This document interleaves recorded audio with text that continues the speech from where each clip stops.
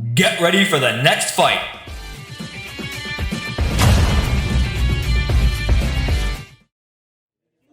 What's going on, card fighters? This is D-Rec here once again with Argo, bringing you yet another Cardfight Vanguard feature match. In today's match, we have on the left, piloted by myself, Levidras Empireo. I know he's been on the channel quite a bit there, but trying to keep with the meta a little bit. And on the right, piloted by my buddy Andrew, we have Liael Odium, featuring a lot of the new support out of DZBT07, as well as some key staples that came out of the Skyride manga. One, of course, being the only promo out of that manga there, but very critical for any good Dark States deck there. We like to see it, but we're going to be seeing some of that in today's match, hopefully.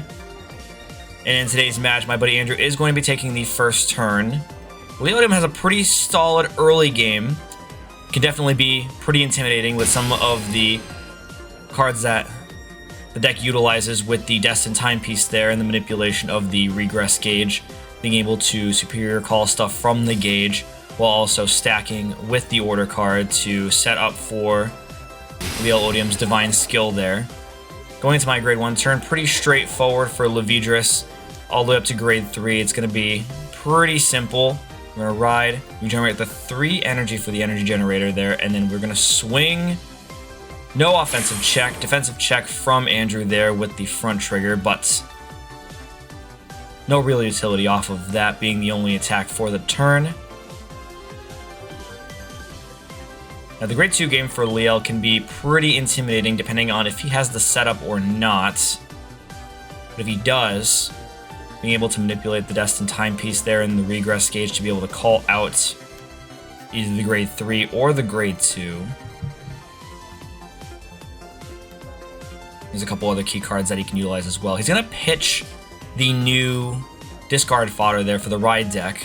I forget the name, but for the Soul Blast, we'll be able to get a Persona Shield ticket to the hand. That Persona Shield ticket will give him the opportunity to block for 10k generically. I believe it can block up to 20k depending on specific conditions. But generically, you'll probably want to use that for the 10k shield.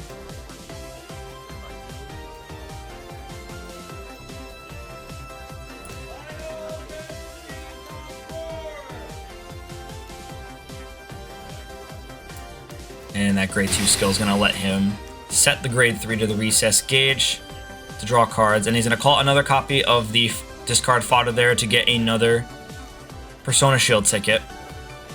He doesn't have any currently, so he's just using the energy markers there. He's going to call out that new promo grade 1. Pretty key. If he plays an order for the turn, or if I have one or less rear guards, he gets that 5k, and then it can be pushed to Soul for an additional draw. And then going into the battle phase, he's going to bind that grade 2. The new grade 2 has a similar effect to be able to call the grade 3 from the gauge to the rear guard, giving him 3 attacks this turn potentially. He's going to swing Vanguard first. No offensive check. He's going to see a copy of that order though. No defensive check from ourselves there. Not what we want to see. We don't really want to lose too much hand in the early game, but with no real good counter, we do see a defensive critical check there. It's going to give us that 10k to get over the grade 3 attacker there. Without that Liael in the name, he's not able to get that 18k that he could get with the second skill there. We're right into Manta Scythe, going into our grade 2 turn. Again, pretty straightforward for Levidras. There's no real big early game the deck has unless you play the Saphira Dual Nation card there. We're not playing that in this list, unfortunately. We are playing the Pantherad instead as our alternative there. Good way to filter for the grade 3 if necessary to be able to get either the Imperio or the base Levidras to either execute or Persona ride for the turn. Plus the additional power is kind of nice. You have to really set it up though with your Infinity Eyes markers to benefit from both the first half and the second half of the on-call skill. But being a 15k attacker on an Infinity Eyes marker is still pretty solid, plus the additional 10 that comes from the marker is really solid. We're going to call out a copy of the Pantherad there to give us a second attack. We're going to swing Vanguard first at the Vanguard. Now Andrew does have a good amount of guard opportunity here, but with only the 1 damage and being face down, he kind of wants to take some damage here. He is going to take it. No offensive check from ourselves, but we do check the Empireo, which is nice for our grade 3 turn plays. He's going to guard the rear guard attack with the Persona Shield ticket. I'm going to resolve Panther Red to check the top 7. Ooh, and unfortunately a whiff on that top 7 check there. We don't like to see that, but gives us an opportunity to shuffle the deck. And with that, that'll be the end of my grade 2 turn. Passing over to Andrew, going into his first grade 3 turn. Going second up against Liael can be very intimidating for that grade 3 turn there. He doesn't have enough resources, I don't think. I don't believe you can utilize the Divine skill on grade 3 without your opponent being a grade 3, unless you just need to have the recess gauges. Okay, so you do just need to have the 5 recess gauges there in order to activate that. So he could potentially get up to 5 in a single turn there, depending on what he has in hand, when he's able to search this turn. I do think it's very unlikely that he'll see it, though. He's going to call out that grade 1 there. That lets him search for the Regalis piece there, since he hasn't played an order yet this turn. He's going to discard a copy of the Regalis piece to be able to search. He's going to search that right there. It's kind of a good way to cheat a copy of it out, so he doesn't have to play and then do that only once per turn. So he's going to play it there, and he's going to add it to the recess gauge, soul charging the 1 and then getting the additional 10k power. That plus the triple drive is going to be insane once he gets into his attacking there. If he calls more of a board out there, that could be pretty crippling, considering that I'm still at grade 2.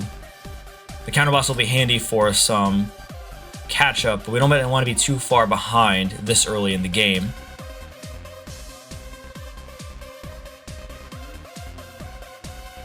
And I believe he's going to go right into his battle phase there. He's looking at that grade 2. It's going to have the same effect as the grade 3 there.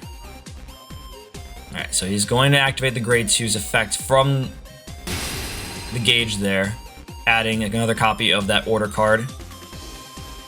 And since he has 2 or more, that gives him an additional, I believe, 5k. So that's going to be 10k to the front row, since he added 1 this turn.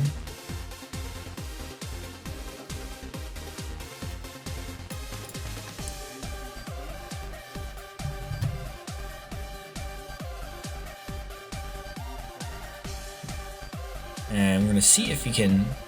He's going to swing rear guard. He's going to swing rear guard first.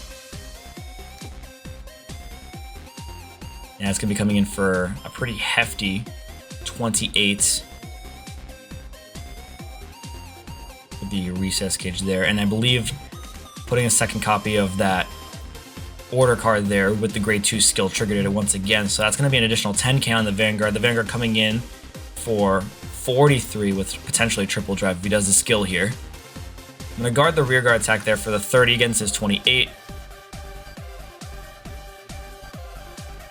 He's going to bind that grade 3 back to the recess gauge for the cost of Liael there to get the triple drive. And no offensive checks for Andrew's first grade 3 turn there. We like to see that. I don't think he likes to see that, unfortunately, but still a good amount of hand generation there. Pretty solid hand. He's going to swing the grade 2 there. He's going to Soul Blast the 2. That's going to give him that draw card and the additional 5k power off of the grade 2 skill. And it's going to be for a pretty hefty number. We're just going to take it there. It's going to put us to 4 damage. Little high in damage going into our first grade 3 turn there. We're going to pitch another copy of Charmney and go right into Empireo Levidras. We're going to pay the 3 energy to check top 5 for our card, grade 3 or lower, with the grade 2 Manticide skill there. We definitely want to rebuild that board there. So you have a copy of Antagonister off that top 5 check. It's going to be pretty solid. That's also going to come down to if we have the rest of the combo pieces to build out a complete Levidras board. Ideally, another copy of Foxil and Squirrel there to make the back row. We're going to go Empireo first, pushing the base to the soul.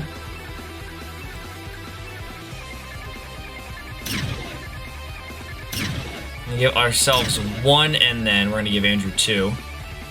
And that'll be handy going into his next turn there. If he's going to be able to, he's already at 3 recess gauges there, so there is a chance that he could hit 5 next turn and be able to pull off Divine Skill on his second grade 3 turn.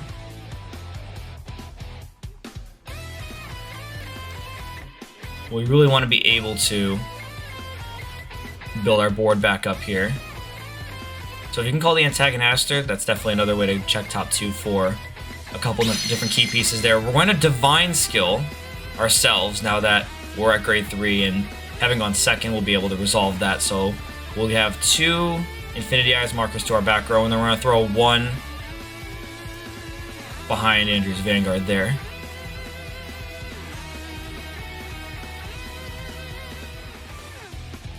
So we're sitting at a pretty plus 15 for this turn with the additional crit already. We're going to call the Antagonister out, paying the 3 energy there, check top 2. It looks like a Pantherad and a heal trigger there. So we're going to add the Pantherad. We're going to put the heal back on top. That'll be a good setup to bring us back down there, potentially tie the game up, depending on what our second check is. We're currently sitting at 2 copies of Charmney in the discard there, so we'll easily have a way to build up that front row.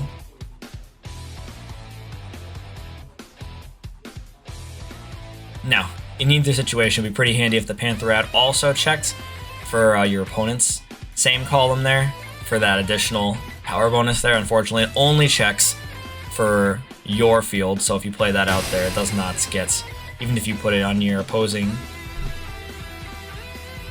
same column side there on your opponent's field, does not count, sadly. We're going to call it Pantherad out after the Charmney from hand. And that's going to get that +5 for calling it on the Infinity Eyes marker before we move it up to the front row. So that's going to be at 15k. I don't think we have the rest of the pieces necessary. I do see the Bracing Angel Ladder, but given our board state, I don't think we're going to be keeping anything. We could play that for the additional soul and the draw. We don't want to obviously draw anything because we know what the top card of our deck is, so ideally not what we want to play in this given moment there. Even though the +5 would be nice, we definitely want to see that heal trigger instead. So given this, it looks like we'll have 4 total attacks this turn. We're going to swing Vanguard first for the 28 with the crit.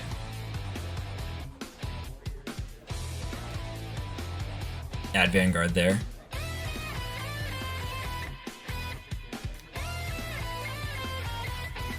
And Andrew is going to respond with a Perfect Guard to nullify that there. Our first check, of course, being the heal trigger.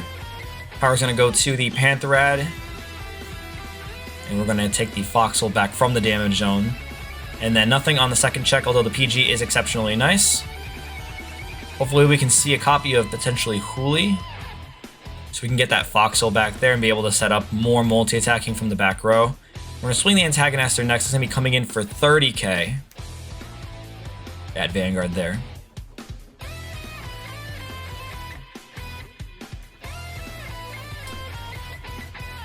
Andrew is going to take that. No defensive trigger check. We love to see it. And then this should be swinging in for 23 after we sack the Antagonister in the back there.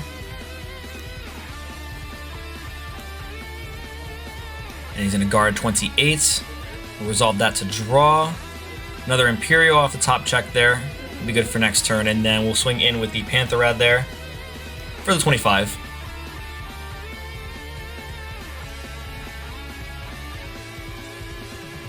And we know we didn't check any triggers last turn, so he has a hand of more than likely 5k triggers or 5k shields at this point. So he's going to guard the Persona Shield ticket and another copy of the grade 2 for 15 to block that. That'll be the end of my first grade 3 turn. They're going to resolve Pantherrad's skill there to check for the Levidras. And we're going to get the base Levidras off that top 7 check there.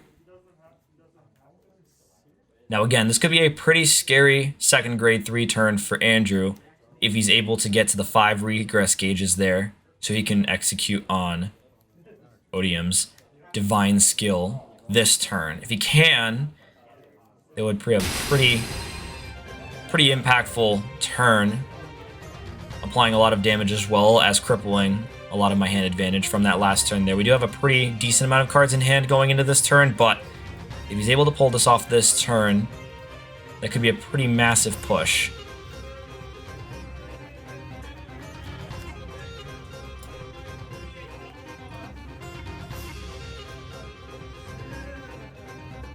The front row is currently sitting at plus 10 for the 2 orders in the regress gauge. And I believe he has a copy of the grade 3 as well as the grade 2. You know, he has a 3rd copy of Distorted Bane, so he should be sitting at plus 15 right now.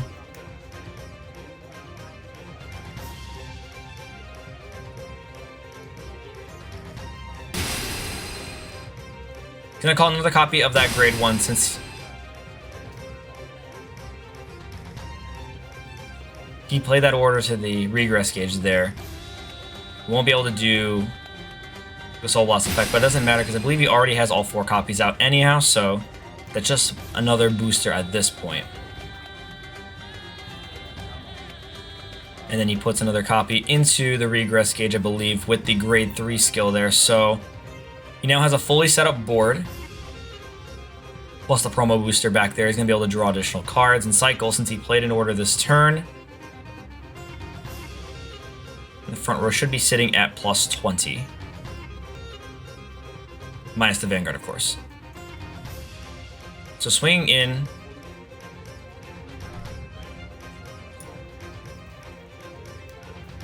He's going to Soul Blast, and it looks like he's going to bind from hand. He has a full board I don't think he wants to get rid of. He's going to bind from hand the grade 2 to satisfy the conditions for triple drive, and that's going to be swinging in for 43 on its own there. Pretty hefty, and he's at 5 cards exactly in the regress gauge, so he could Divine Skill if he wants to.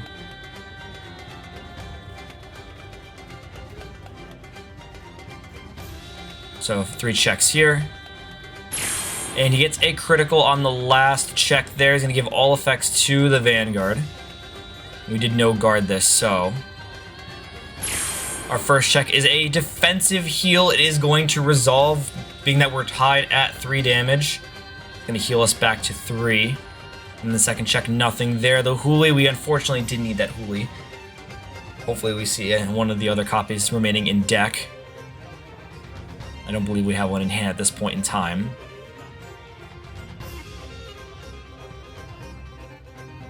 And I'm not sure if he's going to do... Is he going to resolve?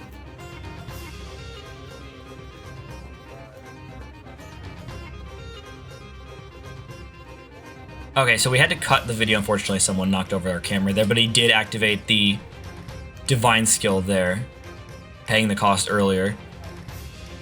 So he's going to get that additional turn. Nothing on our 5th damage there, unfortunately, from that rearguard swing. This is the last rearguard swing of this turn. And he's going to get that additional turn there at the end of this battle, which is unfortunate for saving any hand.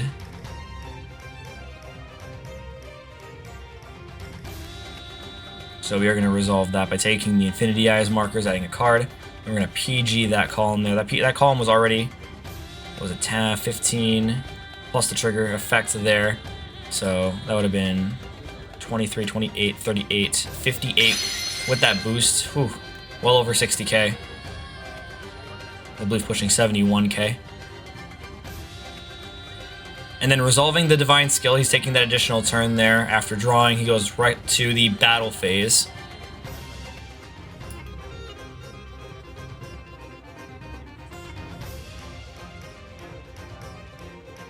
And the front row still has that plus 20k from the regress gauge there, so swinging in.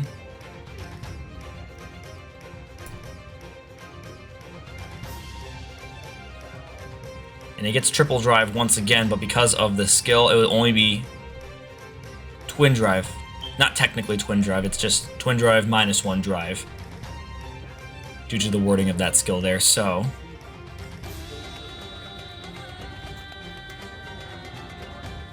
this is going to be swinging in for, I believe, just 13k. He no longer has the power from the Persona ride. I don't believe he gets any additional powers here, so this is just 13.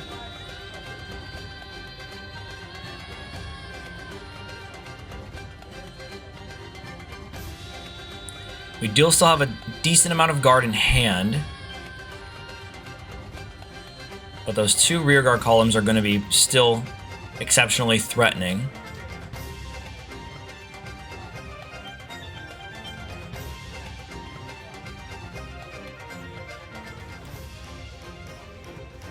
And that's going to be OT to pass here.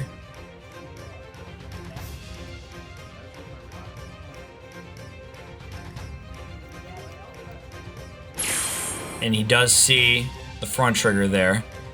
So those rear guard columns are going to be much, much more threatening. I believe we saved a PG. We do have that one there in hand. But the other column there is going to be, I believe it's the grade 3 column is the more threatening of the 2 at the moment. He doesn't have the soul to resolve the grade 2 skill, so that's a pretty vanilla column, despite the power bonuses, so the less threatening of the 2, for sure. That's still going to be coming in for plus 30, so I believe that is 48. Yes, so since he wasn't able to soul blast, it's just a 48, so we're going to guard that with the OT. And this is going to be pretty massive, so the plus 5, plus 30, so that's 18, 48, 61 in total. We're going to PG that there.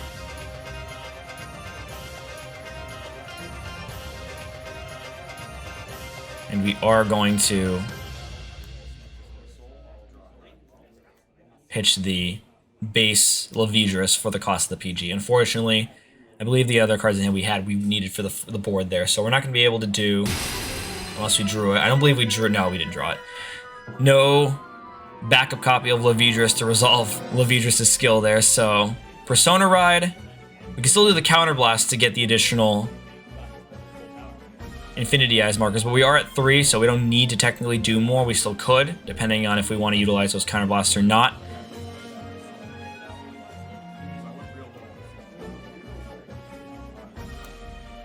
We want to get our board back. I don't believe we have the Huli at the moment, so we definitely need a way to get the Foxhole back from the drop zone in order to build out that full board with the multi-attacking. Not the ideal scenario for this deck. Obviously, this deck wants to see the Foxhole, the Squirrel play, but we're not quite there yet. If we can get there, that would be ideal. Doing the Antagonister skill, I believe we're going to add another copy of Antagonister off of that.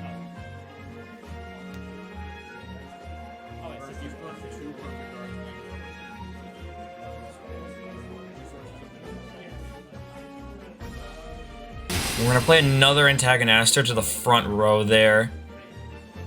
We're going to try doing that again. We did put that crit back on top there, in case we didn't do that, but we're going to add the Mythiarch Habitat from the top 2 check there.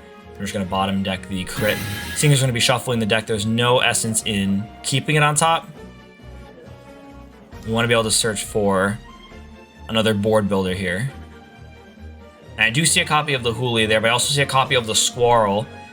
And that's a pretty hefty toss-up. The Squirrel would be nice, but we're missing the Foxhole to make that a viable combo at this stage in the game. Unfortunately, without that Foxhole, that kind of makes it a little bit of a tough call between the Huli and the Squirrel there. We are going to call the Huli, and that's going to give us an opportunity to call something back, and it's going to get plus 10.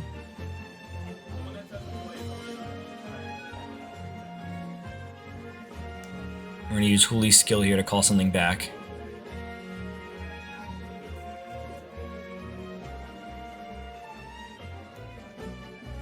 We're going to call the Foxel. It was the pretty obvious choice in this stage in the game. And we do again still have 2 copies of the Charmney in drop. I believe we have 3 now, considering the last turn. So that'll give us another heavy hitter in the front row. And we are going to Soul Blast for the Charmney there. We're going to Soul Blast the Mantiscythe there. It's going to go over the front row Antagonister there.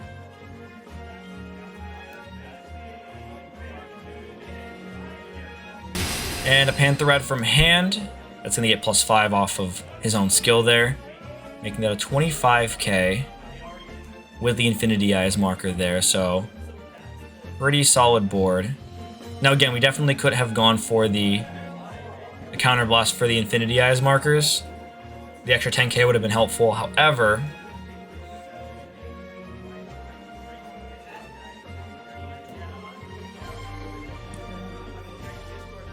I don't believe we resolved to do that there. I think seeing how far behind we are, it's pretty dampening to see how far behind we are compared to Odium at this stage in the game. Resolving Foxel's skill, we're going to Counterblast. That's going to go over to the Pantherad there.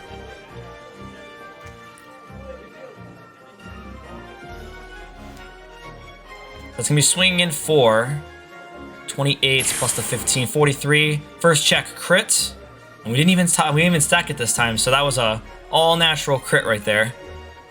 But he did PG, so we're not going to be able to apply it to Vanguard here. And I believe at this moment, the heftiest attacker we've got right now is the Pantherad, followed by the Charmney. Charmney will be swinging for 33. So that's all going to go to the Pantherad there, making Pantherad, I believe, a 45k attacker, and then a PG for the second check.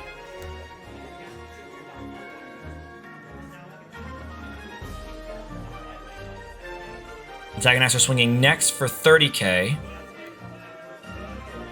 He's going to guard 33 here with the effect front, followed by a Charmney swinging for 33. And we are going to eat the Antagonizer there. It's going to be swinging in for 33. And the opportunity for us to draw an additional card. No defensive trigger check from Andrew here. We're going to draw the last copy of Charmney out of the deck off of that. Unfortunate, we definitely wanted to see some shield value. We're going to swing Pantherad next. Since he took that damage there, this is a pretty lethal swing. But he's going to guard 48 to the 45. Unfortunate. And with our last swing there, we have the Huli swing in for 30. And that's going to go at the Vanguard there. And he's going to guard 33 with the Intercept, and that's going to be the end of our second grade 3 turn there. A little unfortunate. We definitely could have, like I said, done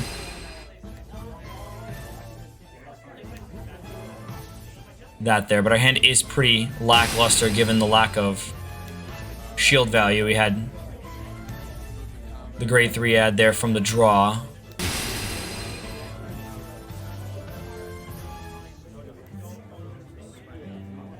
And with that Persona Ride there, that's going to be swinging in for pretty hefty. So he's going to Soul Blast there, and that's going to be 23. He's going to pitch from hand to swing in for 23 with triple drive. So that's 33, and the Intercept's going to be 2 to pass. If he survive this, that's a first check heal trigger. He does not heal. He needs 1 more to break through. And he's going to see the crit for the 2 to pass, and no defensive heal for game. Thanks again for watching, guys. If you enjoyed today's video, be sure to leave a like and subscribe for future content. Leave your comments down below on what you're looking forward to this BSF 2025 season. And with that, I will see you in the next video.